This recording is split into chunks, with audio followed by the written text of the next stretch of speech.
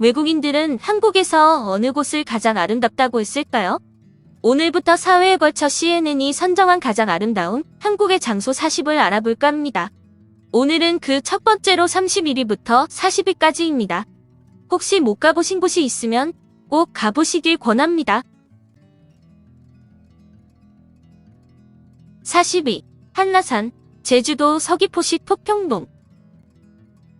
한국 사람이라면 모르는 사람이 없겠지만 한라산은 대한민국에서 가장 큰 섬인 제주도에 있으며 대한민국의 시료지배 영토 내 최고봉이자 해발 1947m로 가장 높은 산이고 국립공원 중 하나입니다. 국립공원 전역이 유네스코 세계유산으로 지정되었는데 이름을 풀이하면 은하수 또는 높은 하늘을 뜻하는 운한을 당긴다는 뜻으로 은하수를 붙잡을 정도로 높은 산이라는 뜻입니다. 금강산, 지리산과 함께 대한민국 3신산 중 하나로 꼽히는데 한때 사하산이라고 했지만 사하산 주장은 1995년에 끝나고 그 후 휴화산이라고 하다 2014년부터 활화산으로 재분류를 했습니다. 정상 분화구에 백록담이란 호수가 있는데 흰 사슴이 물을 마시는 연못이라는 뜻이지만 여름철에 가보면 정상에 물이 없는 경우가 많습니다. 전설에 따르면 제주도를 만든 설문대 할망이 한라산이 뾰족해 꼭대기만 잘라던져 백록담이 생겼다는데 할망이 던져버린 부분은 제주도 서남쪽에 있는 삼방산이 되었다고 합니다. 삼방산은 해발 345m밖에 되지 않는 용암이 굳어 생긴 작은 돌산인데 삼방산의 밑둘레가 절묘하게도 한라산 정상 지름과 비슷하게 맞아떨어지고 돌의 재질이 한라산 정상과 같은 조면암입니다. 다른 버전으로는 사냥꾼이 사슴을 잡고자 활을 쐈는데 사슴은 피하고 화살이 옥황상제의 엉덩이를 맞추자 열받은 상제가 한라산의 뾰족한 부분을 던져서 백록담이 만들어졌다고도 합니다. 백록담에서는 서울 711kHz는 물론 강릉 KBS도 청취가 가능하고 일본 북부 방송도 수신되는데 보통 화산 주변엔 온천이 발달하지만 한라산 주변에는 온천이 없는데 이것은 전 세계적으로 드문 일이랍니다. 북한에서는 탈북자 가족 집안을 한라산 줄기라고 부르는데 탈북자 가족들은 정치적으로는 탄압을 당하는 적대 계층이지만 탈북자들의 송금 덕택에 경제적으로는 풍족하게 살아서 붙여진 별명이랍니다. 비슷한 표현으로 제1교포를 가족으로 둔 집안을 후지산 줄기라고 부르기도 하는데 산줄기란 표현은 김일성의 측근들의 친인척 집단인 백두산 줄기 등에서 파생된 표현이라고 합니다. 39위, 창덕궁, 서울 종로구 율곡로. 창덕궁은 1997년 조선 5대 궁궐 중 유일하게 유네스코 세계유산으로 등재되었는데 태조가 한양으로 천도에 경복궁을 지었지만 정종이 개경으로 수도를 다시 옮기게 됩니다. 그러나 태종 이방원이 즉위해 한양으로 재천도를 하는데 이때 지은 궁이 창덕궁으로 태종이 경복궁을 놔두고 새로 궁을 지은 것은 경복궁에 머물기 싫다는 의미였습니다. 조선시대 임금들은 양벌 체제로 경복궁과 창덕궁 사이를 오가며 번갈아 거주한 경우가 많았는데 태종이 경복궁을 기피한 것은 자신이 피바람을 불러일으킨 곳이었기 때문이랍니다. 창건 당시 궁궐의 기본 기능들은 다 갖춘 상태였지만 완공 이후에도 증축 공사를 계속했는데 1412년에는 정문인 돈화문을 세웠고 1406년부터 후원을 조성하기 시작했습니다. 처음 완공 당시에는 정전인 인정전이 고작 3칸 규모였는데 태종은 세종에게 양리를 결심한 후 창덕궁 개축 공사를 단행해 비로소 제대로 궁궐다운 모습을 갖추게 됩니다. 왕들이 창덕궁을 애용한 것은 경복궁보다 구조, 입지, 신미한적으로 거주지로서 더 걸맞아서라는 이야기도 있는데 실제로 녹음이 있는 창덕궁이 거주에 더 좋아 보입니다. 임진왜란 때 경복궁, 창덕궁, 창경궁이 모두 불에 탔는데 전란이 끝난 후 선조는 경복궁 중건에 너무 많은 비용이 들자 창덕궁을 먼저 중건하도록 결정했습니다. 1610년 광해군 때 창덕궁으로 옮기면서 창덕궁을 법궁으로 선포했는데 폐허가 되었을 때 후원은 경희궁과 함께 표범들이 낮에 응거하던 장소가 되었답니다. 특히 경복궁은 흥선대원군 집권 이전까지 재건되지 못해 270년이 넘는 세월 동안 표범들의 서식지로 전락했으며 창덕궁은 1884년 갑신정변 당시의 청군의 공격으로 전쟁터가 되기도 했습니다. 1868년에 흥선대원군이 경복궁을 중건하면서 창덕궁은 전궁의 지위를 상실했지만 고종과 언실은 경복궁과 창덕궁을 오가며 거주하는 등 여전히 창덕궁을 중요한 궁으로 이식하고 활용했습니다. 창덕궁의 아름다운 풍경 중 하이라이트는 궁 북쪽의 정원인 창덕궁 후원인데 금원, 부관 등으로도 불렸으며 성균관대학교와 담을 맞대고 있어 한때 성대생들이 월담을 하기도 했답니다. 금원은 아무나 못 들어가는 정원이란 의미이고 부관은 궁궐 북쪽의 정원이란 뜻인데 한동안 대한제국 때 붙여진 비밀의 정원이라는 뜻의 비원이라고 불리기도 했습니다.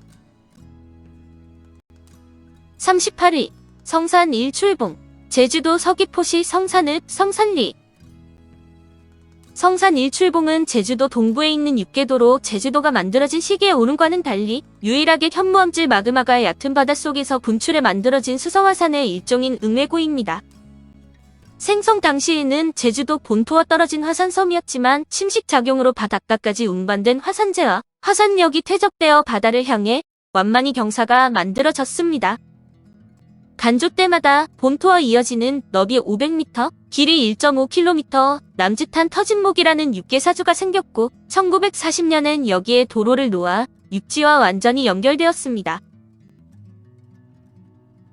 성산 일출봉에는 몇 가지 전설이 전해지는데 하나는 성산 일출봉에 봉오리가 100개였다면 제주에도 호랑이 등 맹수가 났지만 하나 모자란 99개라서 호랑이가 나지 않았다는 전설입니다. 다른 하나는 일출봉 등선로에 있는 등경돌 전설인데 설문대할망이 일출봉 분화구를 빨래바구니로 우도를 빨랫불로 삼아 옷을 세탁했는데 밤에는 옷을 꿰맬 때 등경돌에 불을 밝혔다고 합니다. 1943년 일제강점기에는 일본군이 요새화를 하려고 2년에 걸쳐 해안 철벽의 굴 24개를 판 후 폭탄과 어뢰 및 이것들을 실어놓은 쾌속정 등을 감춰두고 전쟁에 대비했었다고 합니다. 다행히 제대로 사용 못하고 패전을 했다는데 굴의 크기는 높이 3에서 5m, 넓이 3m, 길이 10에서 50m 정도로 굴을 뚫을 때 일제 수탈이 너무 가혹해 일부 주민들은 다른 마을로 도망을 갔다고도 합니다. 또한 제주 4.3 사건 당시 이곳 성산일출봉 주변 터진목과 우묵계 일대에서는 고성리 청년들과 오조리 마을 주민 100여 명 등 많은 민간인이 토벌대에게 목숨을 잃기도 했습니다. 일출봉에 뜨거든 날 불러주오, 월출봉에 달 뜨거든 날 불러주오로 시작되는 김민부 시인의 기다리는 마음이 일출봉을 소재로 지어졌고 영화 이장호의 외인구단, 드라마 마이걸의 촬영지입니다. 37위 만어사 경남 밀양시 삼낭지는 만어로 경상남도 밀양시 삼낭지는 만어로에 위치한 만어산 중턱에 있는 한국의 사찰로 규모는 작지만 삼국유사에도 등장하는 유서 깊은 사찰입니다. 고려 명종 10년인 1180년에 지어졌는데 밀양 얼음골 사명대사의 표충비와 함께 밀양의 3대 신비로 꼽히기도 하며 고려시대에 세워진 3층 석탑은 보물 46호입니다. 절 자체보다는 절집 바로 아래에 있는 거대한 너덜바위 지대가 유명한데 빙하기의 돌들이 풍화되어 쌓여 만들어진 지대로 2011년 천연기념물 제528호로 지정되었습니다. 삼국유사에 의하면 현재 만어사가 있는 양산, 즉 지금의 삼낭진읍 일대에 위치해 있던 옥지라는 연못에 사악한 동룡 한 마리가 살았다고 합니다. 동룡은 사람을 잡아먹는 다섯나 찰과짜고 인근 주민들이 애써 지은 농사를 망치는 등 행패를 부렸는데 수로왕이 주술로 그들의 악행을 제거하려 했으나 뜻을 이루지 못했답니다. 수로왕은 부처에게 설법을 청해 이들로부터 오개를 받게 하였고 이때 동해의 수많은 고기와 용들이 불법의 가마를 받아 모여들어 돌이 되었는데 대부분 경쇠 소리를 내는 신비로운 돌이랍니다. 미륵바위 앞쪽에는 사람들이 크고 작은 소원을 빌며 쌓아올린 돌판 무더기가 있는 바위의 아래쪽 틈으로 작은 샘이 보이는데 이 샘물은 낙동강의 조수에 따라 물 높이가 달라진다고 합니다.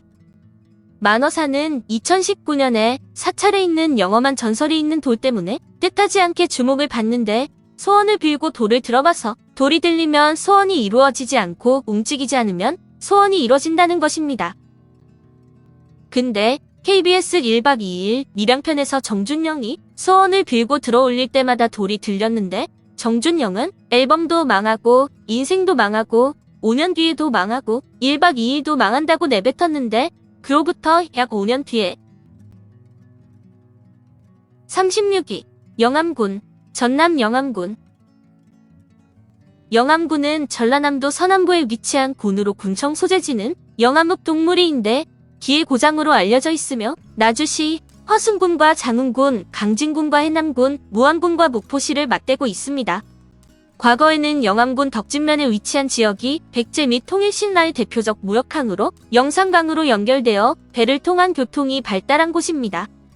백제 때는 중국 남부 및 일본과 교역이 성행했는데 왕인 박사가 일본의 학문을 전파했고 KBS 드라마 해신에서 장보고 청해진의 경쟁 상대였던 최씨라의 세력이 이곳에 있었습니다.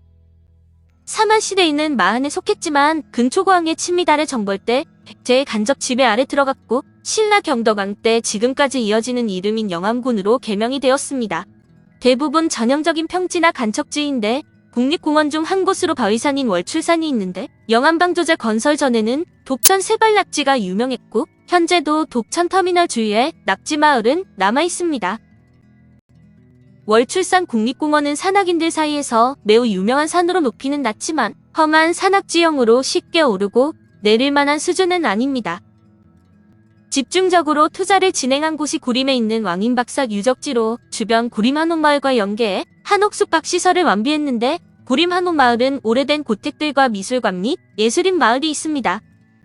봄철 왕인박사 유적지와 구림 한옥마을에서 벌어지는 벚꽃축제는 영암군이 자랑하는 지역 축제이며 대한민국의 지리적 표시제를 적용받는 농산물로는 영암 무화과와 대봉감이 있습니다. 35위 토끼섬, 제주도 제주시 구저읍 파도리. 토끼섬은 제주시 구저읍 파도리에 있는 무인도로 제주도를 대표하는 관광지 중 한 곳인데 구저읍 파도리 해안에서 동쪽으로 50m 해상에 있습니다.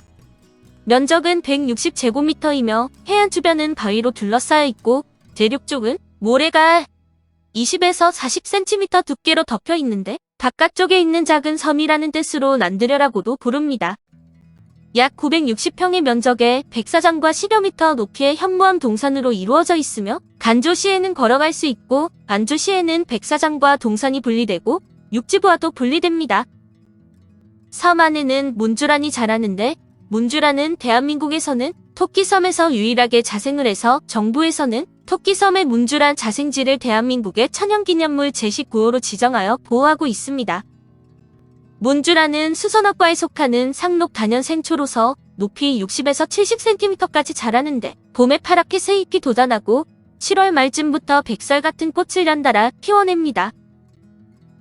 9월까지 온 섬을 하얗게 물들이며 은은한 향기를 뿜어내는데 먼 옛날 파도를 타고 온 씨앗이 정착하여 뿌리를 내렸는지도 모른다고 한답니다. 토끼섬의 유래는 여름에 문주란이 섬 가득 하얗게 피면 멀리서 볼 때 토끼 같아서 이름이 붙여졌는데 한때는 토끼를 풀어놓고 키우기도 했다는데 현재는 섬에 토끼가 없습니다. 문주란은 일본의 규슈 등이 원산지로 온화한 해변의 모래땅에 자생하는데 높이가 60에서 70cm까지 자라며 꽃이 필 때 향기가 먼 곳까지 퍼져 천리향이라고도 불립니다. 이 섬에는 문주란 이외에도 해류 산포 식물인 해녀콩이 자라고 있으며 갯맥꽃, 갯금불초, 갯가치수영, 갯방풍, 모래지치 등 해안사 구식생을 이루는 식물들이 많습니다. 34위 천지연폭포, 제주도 서귀포시.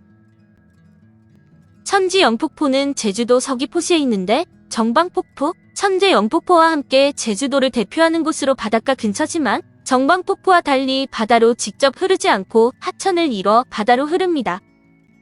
천지연은 하늘과 땅이 만나 이루어진 연못이라는 의미를 담고 있는데 폭포의 길이 22m, 그 아래 못의 깊이가 20m로 하늘과 땅이 만나는 연못이라 불릴만 합니다. 천지연폭포에 있는 천지연은 자연물들의 식생이 잘 보존된 지역으로 천연기념물이 3개나 존재하는데 첫째로는 무태장어로 자연 서식하는 무태장어 서식지가 천연기념물로 지정되어 있습니다. 무태장어는 폭포가 떨어지는 깊이 20m의 못속에 서식하는데 무태장어는 바다에서 산란하고 하천이나 호수로 돌아오는 회요성 어류입니다. 낮에는 하천이나 호수의 깊은 곳에 숨어 있다 밤에는 얕은 곳으로 나와 먹이를 잡아먹는데 큰 것은 길이가 2m, 무게가 20kg에 이르며 천지연 폭포가 서식 분포의 북방한계선이랍니다. 또한 난데림에서 자라는 종인 단팔수 나무가 자생하고 있어서 천연기념물 제163호 제주 천지연 단팔수 자생지로도 지정되어 있습니다. 이 밖에 천지연 일대에는 난데림이 자연적으로 잘 조성되어 있어 이 일대를 천연기념물 제379호 제주 천지연 난데림으로 지정해 보호하고 있습니다. 천지연폭포와 천재연폭포는 이름은 비슷하지만 전혀 다른 곳으로 천재연폭포는 중문관광단지 부근의 상, 중, 하의 3단 폭포로 이어져 있는 폭포입니다. 천지연폭포는 물이 많을 때는 너비가 12m나 되는데 조면질 안산암으로 이루어진 기암 절벽에서 세찬 옥수가 떨어지는 경승지입니다. 폭포 일대는 뛰어난 계곡미로도 제주에서 손꼽히는 곳인데 앞에서 말한 것처럼 아열대성, 난대성 각종 상록수와 양치식물 등이 밀생하는 울창한 숲을 이루고 있습니다. 천지연 폭포에는 여자가 시집을 갔는데 친정의 단일원 그녀를 짝사랑한 명문이란 총각이 천지연 폭포에서 그녀를 붙잡자 교룡이 솟아올라 명문이를 낚아채고 여의주를 주었다는 전설이 있습니다. 33위. 용두암. 제주도 제주시 용담이동. 용두암은 제주시 용담이동 용담 로터리 인근 바닷가에 위치하는 높이 10m가량의 화산암으로 2001년에 제주특별자치도 기념물 제57호로 지정되었습니다. 용두암은 분출된 용암이 흐르고 난 뒤 남은 용암수로가 파도에 의해 침식되면서 형성된 지형으로 높이가 10m에 이르는데 용두암 주변도 이와 마찬가지로 형성된 지형입니다. 한자 그대로 바위의 모습이 용의 머리와 닮아서 용두암이라 하는데 이무기가 한라산 신령의 옥구슬을 훔쳐 승천하는 도중에 신령이 쏜 화살에 맞아떨어져 돌로 굳어졌다는 전설이 있습니다. 바다에 떨어지던 이무기는 용이 되려고 긴 세월을 참은 바람이 물거품이 되매 억울에 참아 죽지 못하고 머리를 바다 위로 치켜들어 포효를 하다 바위가 되고 말았다는 것입니다. 그래서 아직도 억울한 울음을 우는지 입은 크게 벌리고 눈은 하늘을 쳐다보고 있는데 바다도 용의 안타까움을 아는지 유독 이곳은 잔잔하게 숨죽이고 있습니다. 중국인 관광객들이 용두암을 깨서 반출하려다 적발되는 일이 수시로 일어나서 현재의 용두암은 예전의 모습과 차이가 있고 반출 문제 등으로 멀리서 보도록 되어 있습니다. 용연은 작은 연못으로 취병담 또는 용추라고도 불리는데 조선시대 지방관리와 유배된 사람들이 풍류를 즐겼던 곳으로 특히 밤 경치가 매우 아름다워 뱃놀이를 했다고 합니다. 용두암은 약 50에서 60만 년 전에 용암류로 구성된 층으로 추정되는데 밖으로 드러난 암석이 모두 붉은색의 현무암질로 되어 있습니다. 용암이 위로 뿜어 올라가면서 만들어진 것으로 보고 있어 지질학적으로 연구 가치가 있는 귀중한 자연 유산입니다. 용두암을 제대로 감상하려면 서쪽으로 100m쯤 떨어진 곳이 적당하며 바다가 잔잔한 날보다 파도가 심하게 몰아치는 날이 적격이라고 합니다. 이런 날이면 마치 천지개벽이 이루어지는 것 같기도 하고 시내 노여움 속에 용이 울부짖으며 바닷속에서 솟구쳐 오르는 듯 하기도 한답니다. 32위. 우도. 제주도 제주시 우도면. 우도는 제주특별자치도에 소속되어 있는 부속도들 중 한 곳으로 제주특별자치도의 가장 동쪽에 있는데 제주도에서 본섬인 제주도를 제외하면 가장 넓습니다. 우도라는 이름은 소가 옆으로 누워있는 모습과 닮았다고 해서 붙여졌는데 바다 쪽에서 우도봉 쪽을 바라보면 소가 옆으로 누워있는 모습과 같다고 합니다. 계속된 영화와 드라마 촬영으로 상당히 유명해져 성수기에는 우도로 들어가는 여객선에 발 디딜 틈이 없는데 섬 전체가 완전히 관광지화되었고 난개발이 이루어졌습니다. 우도면은 전국에서 면적이 가장 작은 면으로 제주도는 특유의 에메랄드빛 해변 풍경이 유명한데 특히 우도의 바다 색깔은 본섬 연안의 바다만큼 매우 아름답습니다. 우도 8경 중 서빈백사에 해당하는 산호해변, 즉 산호사 해수욕장은 모래가 아닌 바다에 자란 산호인 홍조단계가 풍화되어 백사장이 된 곳으로 홍조단계로 이뤄진 해변은 세계에서도 몇 곳 없습니다. 산호해변이 백사장이라면 건멀레 해변은 흑사장으로 화산암이 풍화되어 생긴 검은 모래사장인데 거대한 해식 절벽이 옆에 있고 썰물 때에는 해식 동굴을 볼 수도 있습니다. 소머리오름 또는 새머리오름으로 불리는 우도봉은 우도의 최고봉이지만 바로 밑까지 도로가 놓여 천천히 올라가도 40분 정도면 올라가며 섭지코지와 분위기가 비슷한 곳입니다. 우도 등대공원은 우도봉 인근의 우도 등대를 이용해 조성한 공원인데 가장 높은 곳에는 우도 등대와 함께 지금은 사용하지 않는 옛 등대를 전시해 놓았습니다. 마지막으로 우도 명소로 하고수동 해변을 들 수 있는데 산호 해변과 건물내 해변에 비해서는 다소 평범한 해수욕장이지만 중간에 있는 인어상이 포토 스팟입니다. 31위 송악산, 제주도 서귀포시 대정읍 송악관광로. 삼방산의 남쪽 가파도가 손에 잡힐 듯 보이는 바닷가에 붉은 솟은 산이 송악산인데 99개의 작은 봉우리가 모여 있어 일명 99봉이라고도 합니다. 세계적으로 유래가 드문 이중 분화구의 화산 지형이기도 한데 이중 분화구는 1차 폭발로 형성된 제1분화구 안에서 2차 폭발이 일어나 2개의 분화구가 존재하는 것입니다. 제주 올레시 코스를 따라 이어지는 송악산 둘레길을 걷다 보면 형제섬과 가파도, 멀리 마라도까지 볼 수 있는데 주변에 막힘이 없어 날이 좋으면 장관을 경험할 수 있습니다. 완만한 길을 오르다 보면 방목해 놓은 말도 가까이에서 볼 수 있고 길이 험하지 않아 누구나 쉽게 오를 수 있지만 바람이 많은 편으로 제주의 3다 중 하나인 바람을 온몸으로 체험할 수 있습니다.